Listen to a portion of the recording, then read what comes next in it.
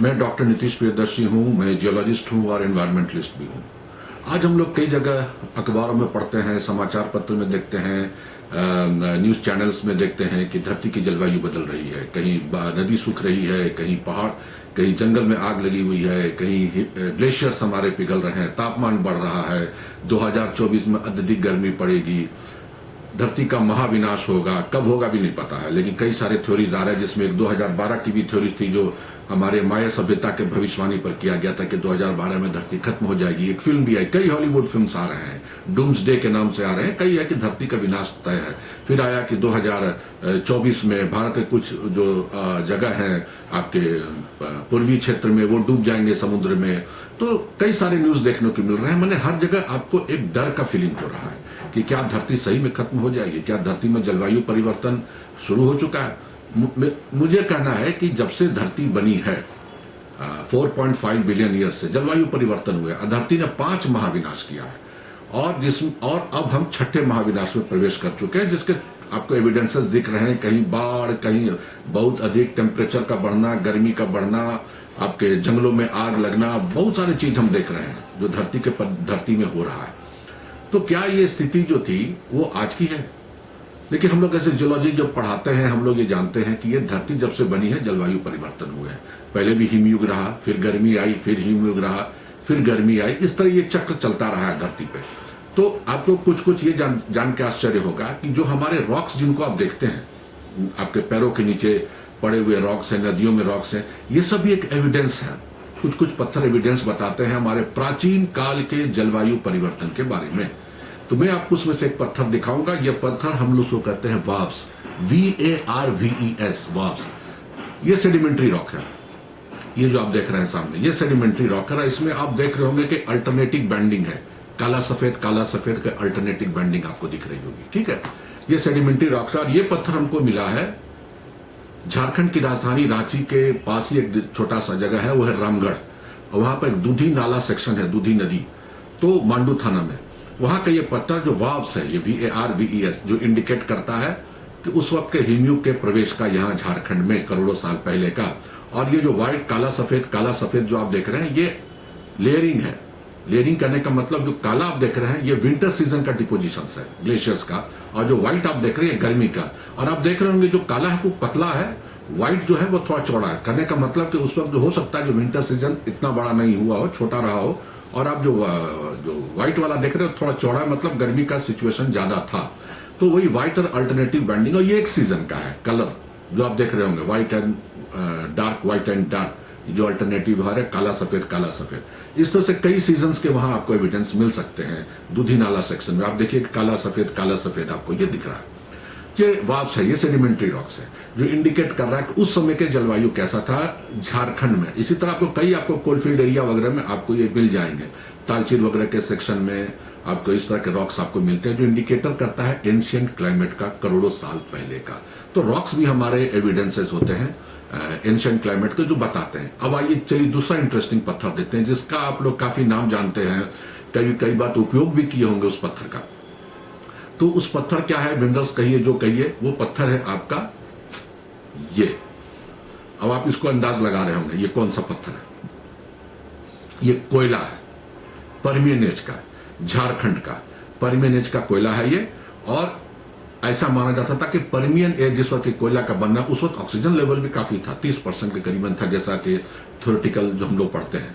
और नाइट्रोजन भी काफी अधिक था। फिर धीरे धीरे पर्मियन एज खत्म होते होते वो घट के ऑक्सीजन लेवल 20 के नीचे आ गया, लेकिन पर्मियन एज उस वक्त था। और ये कोयला भी जो बना, ये इंडिकेट कर रहा था, जो काफी रिसर्च पेपर्स आए हैं उसमें दिखाया गया कि hot and humid climate, dry था, शुष्क था ये कोयला बनने में। तो ये इंडिकेटर्स भी होता है कि जिस वक्त कोयला बन रहा था उस वक्त हमारी धरती का खासकर इस एज में, जब पेंजेरिया जब हमारा सब जुटा हुआ था, सारे प्लैनेट्स एक दूसरे से, सारे जो हमारे प्लेट्स थे जो धरती के अलग अलग भागों में, जो ऑस्ट्रेलिया है, अफ्रीका है, ये सब जो है आपस में जुटे हुए थे, उस वक्त में काफी अत्यधिक गर्मी थी।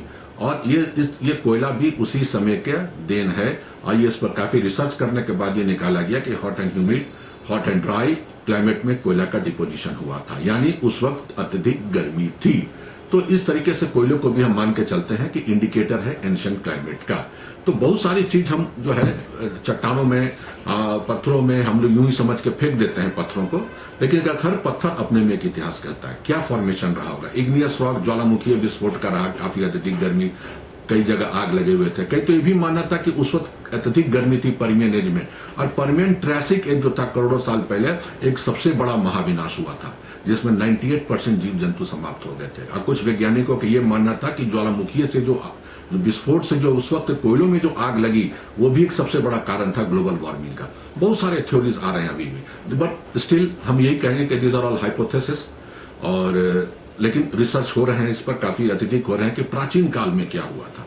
चलिए एक और पत्थर के बारे में बताते हैं जिसके बने हुए चीजों का इस्तेमाल हम लोग पहले बहुत घरों में करते थे, और ये बड़ा इंटरेस्टिंग, ये भी पत्थर है, ये भी झारखंड का ही, रांची के आसपास का ही है। क्योंकि मैं रांची के पास इसलिए दिखा रहा हूं कि रांची जो है आर्कियन एज से लेकर जो बसा हुआ प्री कैम्ब्रियन में बसा हुआ, ये भी ओल्डेस्ट एक कंस्ट्रक्शन है जियोलॉजिकल धरती का। यहाँ बहुत सारे यहाँ खनिज संपदा है झारखंड में, मिनरल रिच एरिया है, तो बहुत सारी चीज यहाँ एविडेंसेस हैं पत्थरों के, रॉक्स के, इग्नियस मेटामॉर्फिक सेडिमेंट्री रॉक्स के, जिनकी हम पढ़ाई करते हैं, इसलिए मैं यहाँ के पत्थरों को ले रहा हूं। अब आइए आप ये पत्थर है, देखिए ये बॉक्साइट है, ठीक है। इसका एल्यूमिना आप लोग सब जानते हैं, यूज करते थे हम लोग पहले, ये बॉक्साइट है। तो बॉक्साइट जो है इसके ओरिजिन के बारे में अभी भी काफी रिसर्च चल रहा है कि ये ग्रेनाइट रॉक्स के वेदरिंग से हुआ, किससे हुआ, ये ज्वालामुखी डेक्कन बेसॉल्ट जिसको कहते हैं उसका फैलाव यहां तक था, उससे हुआ बॉक्साइटाइजेशन। भाई बहुत सारी थ्योरीज आ रही है, लेकिन बॉक्साइट बनने के लिए क्या क्लाइमेट की जरूरत थी, ये जो बॉक्साइट हमारा है इसको बनने की किस तरह का क्लाइमेट था। तो रिसर्च में ये समझ में आया कि उस वक्त हम लोग tropical type of climate, subtropical to tropical type of climate, यानी जब ये पत्थर हमारा पहाड़ों पर अपर्दन के फलस्वरूप बन रहा था तो उसके लिए क्या जरूरी था। जरूरी यह था कि दोपहर तक काफी तेज धूप और उसके बाद जबरदस्त बारिश, ये इंडिकेट करता था ट्रॉपिकल सब ट्रॉपिकल टाइप ऑफ क्लाइमेट। उस वक्त उसी समय ये बॉक्साइटाइजेशन बॉक्साइट हमारे बनने शुरू हुए। तो अगर हम इस तरीके से पॉइंट ऑफ व्यू से समझते हैं कि चट्टान जो भी हम देखते हैं, जैसे अभी एक छोटी सी ये चट्टान आप देख रहे होंगे मेरे हाथ में, काफी ठंड है, इस चट्टान का बस एक ही इंडिकेटर, ये बना कैसे, देखने में काफी सुंदर लग रहा है चट्टान, लेकिन ये नदी के अपर्दन के फलस्वरूप बना है, आप देख रहे होंगे। उसी तरीके से आप एक और चट्टान में आपको दिखा रहा हूं, लग रहा है जैसे वी फॉर विक्ट्री, ये नदी से ही मिला है। अब ये देखिए, इस पत्थर को गौर से देखिएगा, आपको लग रहा हो जैसे किसी फिगर का है, और नदी के तलछट से हमको मिला था, आप देख रहे होंगे।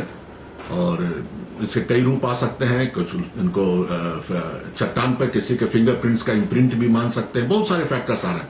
तो ये हम लोग ये सब रॉक्स वगैरह जब स्टडी करते हैं तो हमको बहुत चीज पता चलता है, और हम तो अपने स्टूडेंट्स को ये बात जरूर कहते हैं कि पृथ्वी चट्टान को पढ़ो, एक ये रहस्यमय किताबें हैं, जितना इसको पढ़ोगे उतना ही इंटरेस्टिंग लगेगा, और जितने पुरानी चीजों के बारे में तुम जानना चाहोगे ये चट्टान अपने बारे में बताते हैं। तो मुझे लगता है कि आज आपको इंटरेस्टिंग लगा होगा ये हमारा विषय, कि जिस तरीके से जलवायु परिवर्तन हो रहा है और हम लोग को डराया जाता है, हम लोग डरते भी हैं, डरना भी चाहिए, क्योंकि जिस तरीके जलवायु परिवर्तन हो रहा है, महामारी बीमारी फैल रही है, बाढ़ आ रही है, आपदा है, सूखा है, महंगाई बढ़ रही है, एग्रीकल्चरल फील्ड जो है वो खत्म होते जा रहे हैं, तो कहीं ना कहीं डरने की आवश्यकता तो है। लेकिन अगर हम इन पुराने चीजों, इसलिए मैंने ये चीजों को बताया कि पहले भी हुए थे, धरती महाविनाश करती है, टेम्परेचर चेंज पहले भी होता है, हम सिर्फ क्या कर रहे हैं, तापमान आज भी बदल रहा है, हम सिर्फ उसको ट्रिगर कर रहे हैं, उसमें तेजी ला रहे हैं अपने क्रियाओं के द्वारा, अपने एक्टिविटीज के द्वारा, अत्यधिक कोयला जला के, फॉसिल फ्यूल जला के। तो मुझे लगता है कि आपको ये टॉपिक आज इंटरेस्टिंग लगा होगा, पुराने चट्टानों के बारे में कुछ जान के। अगर लगा हो तो सब्सक्राइब जरूर कीजिएगा। Thank you.